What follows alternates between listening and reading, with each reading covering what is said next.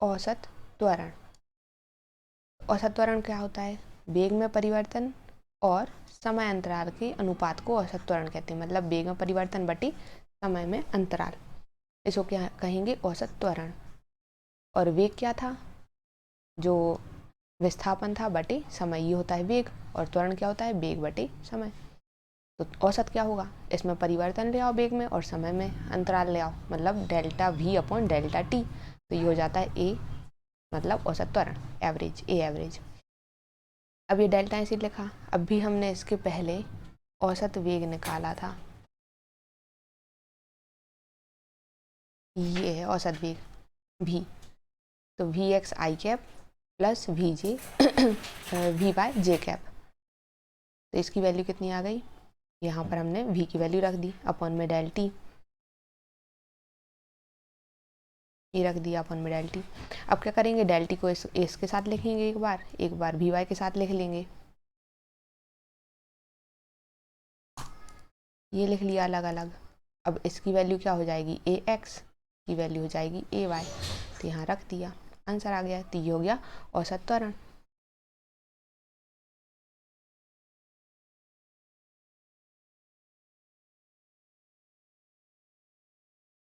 अब देखना है एक समान त्वरण से द्विविमीय गति में वेग समीकरण। तो माना किसी वस्तु का t बराबर 0 समय पर वेग क्या है? u वेक्टर है, और t समय पश्चात उसका वेग क्या है? v वेक्टर हो जाता है।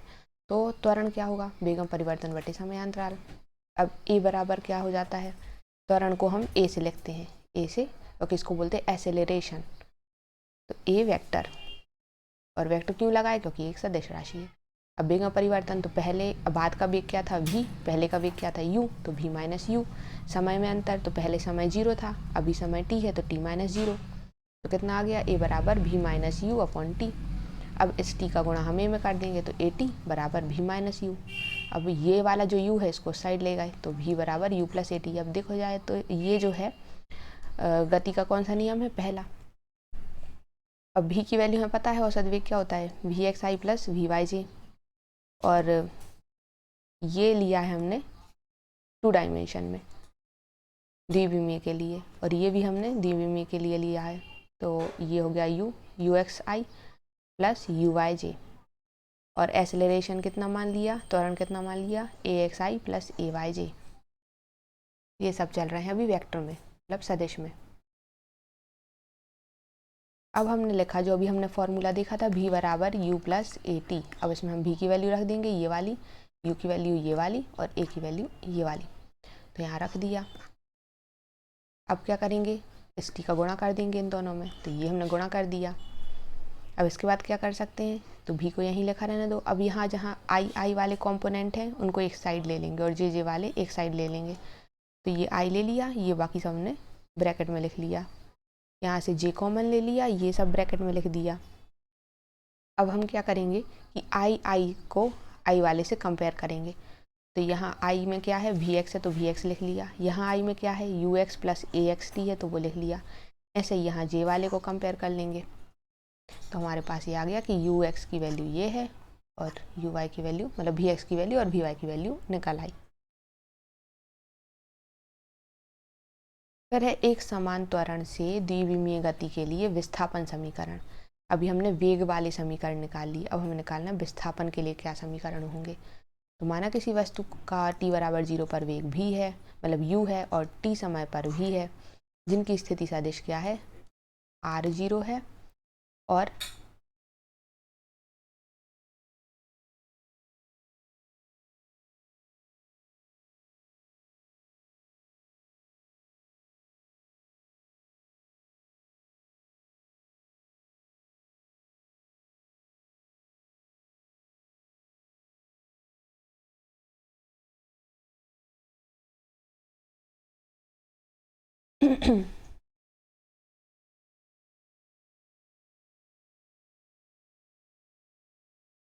जिनकी स्थिति सदिश है r0। अब हम निकालते हैं औसत वेग क्या है। तो औसत वेग होता है विस्थापन बटे समय का अंतराल। तो विस्थापन कितना हो रहा है? r में से r0, तो मतलब पहले ये r चली, फिर बाद में, और कितने समय में? t समय में, फिर पहले थी R0, फिर उसके बाद R0 से R चली है, तो यहाँ आ गया विस्थापन। फिर उसके बाद हम निकालते समय, तो समय हो जाएगा t माइनस 0, तो माइनस 0 कितना है, t लिखा जाएगा, r माइनस R0 अपॉन में t। अब भी एवरेज कितना आएगा, t का यहाँ पर इंटू कर दो, भी हो गया, और ये r माइनस R0 यहीं पर बचा।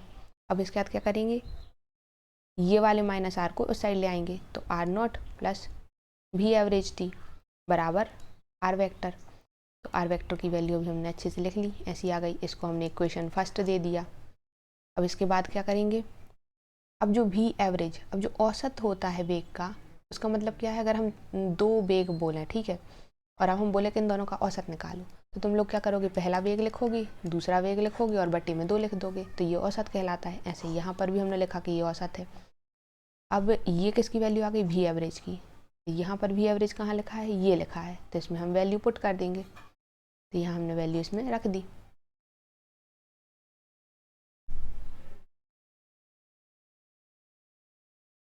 फिर उसके बाद क्या करना है, अब ये 2 है, जो 2 को इस साइड कहीं ले जाओ। अभी देखो ये v बराबर, जो फर्स्ट इक्वेशन होता है हमारा गति का, तो v बराबर u प्लस ए टी होता है। अब सबसे पहले तो v की जगह हमने इसकी वैल्यू रख दी, u प्लस ए टी, ये हो गया। अब आ गया हमारे पास r बराबर R0, और ये u u और u मिलकर क्या बना लिया, इन्हें 2u बना लिया, प्लस ए टी, और बटे में तो 2 है ही, इंटू टी।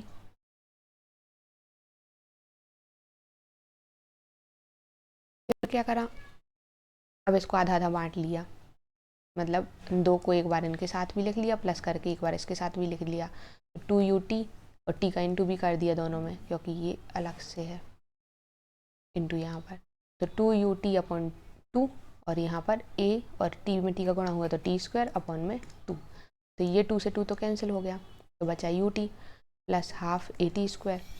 अब r बराबर क्या होता है, x I plus Y J, और R0 बराबर क्या मान लेंगे हम, x0i प्लस y0j, और u बराबर U X I plus U Y J, और a बराबर A X I plus A Y J. अब सबकी वैल्यू ये जो लिखा है उस फॉर्मूले में इन सबको रख दो। फॉर्मूला क्या था, ये वाला जो अभी हमने निकाला है, इसमें इन सबको रख देंगे। तो r की वैल्यू यहाँ रख दी, R0 की वैल्यू ये रख दी, ये हमने u की रख दी है, और ये हमने a की रख दी है। हम गुणा करेंगे फिर से, और मतलब i को कॉमन ले लेंगे तो ये सेम रहेगा, यहाँ पर i इसमें है और एक इसमें है, तो तीनों को अंदर लिख लिया, i बाहर लिख लिया, ऐसे यहाँ पर ये लिख लिया और j बाहर लिख दिया, कॉमन ले लिया। अब यहाँ i के कंपोनेंट, लेफ्ट हैंड साइड में कौन सा कंपोनेंट है, x है, तो x लिख लिया। राइट हैंड साइड में i का कंपोनेंट क्या है, ये है, तो इसको लिख लिया। ऐसी y में j का कंपोनेंट क्या है, y है, और इस साइड क्या है, ये पूरा है, तो इसको लिख लिया, ये y का हो गया।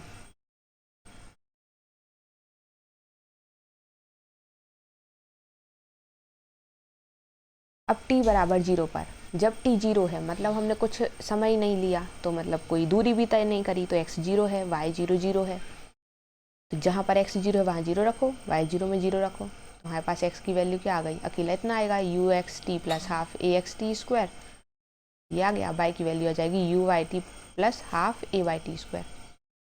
तो ये हमारे पास विस्थापन के लिए आ गए समीकरण।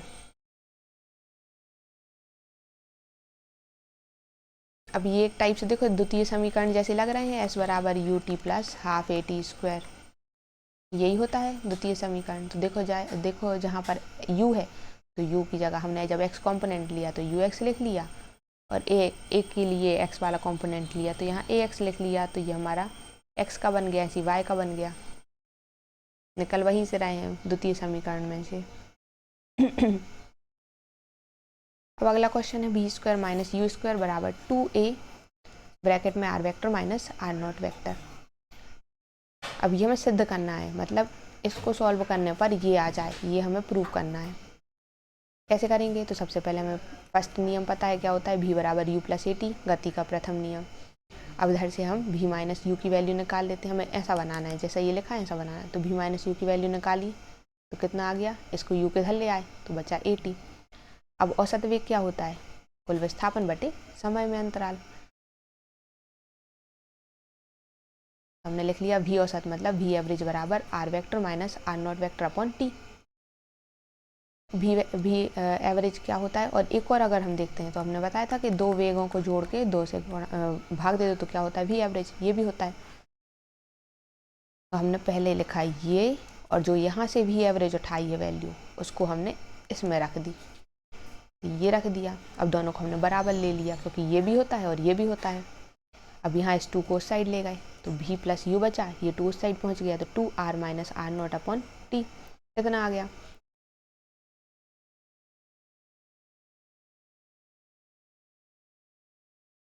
अब क्या करेंगे, तो v माइनस यू और v प्लस यू, जो हमने शुरुआत में लिया था v माइनस यू वाला,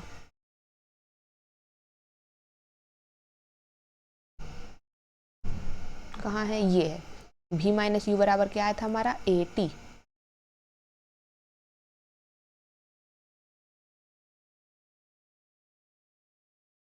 तो हमने कहा कि क्या करना है, समीकरण 1 जो v माइनस यू बराबर ए टी, ये समीकरण 1 है, और समीकरण 2 ये है, दोनों का गुणा कर दो। तो हमने यहाँ पर गुणा कर दिया, और उसमें क्या था, ए टी, तो यहाँ ए टी लिखा गया, और इसका क्या था, 2r minus r not upon t, ये आ गया। अब इन दोनों का ये क्या बना लिया फॉर्मूला इनने, a minus b a plus b, इसका फॉर्मूला होता है a square minus b square, ये वही आ गया है। तो v square minus u square हो गया, बराबर यहाँ t से t कैंसिल हो गया, तो बचा कितना, 2ar माइनस आर नॉट। तो वैल्यू कितनी आ गई, v square minus u square बराबर 2ar माइनस आर नॉट। यही हमें प्रूव करना था शुरुआत में, तो ये प्रूव हो गया। देखो ये लिखा था, तो हमने क्या करा, सबसे पहले वेग का प्रथम नियम लिया, फिर हमने कहा कि भी एवरेज इतना होता है, और जो हम सिंपल एवरेज वाला फॉर्मूला जानते हैं उससे इतना होता है, दोनों को बराबर रख दिया। फिर हमने प्रथम समीकरण और द्वितीय समीकरण का गुणा कर दिया, आंसर आ गया।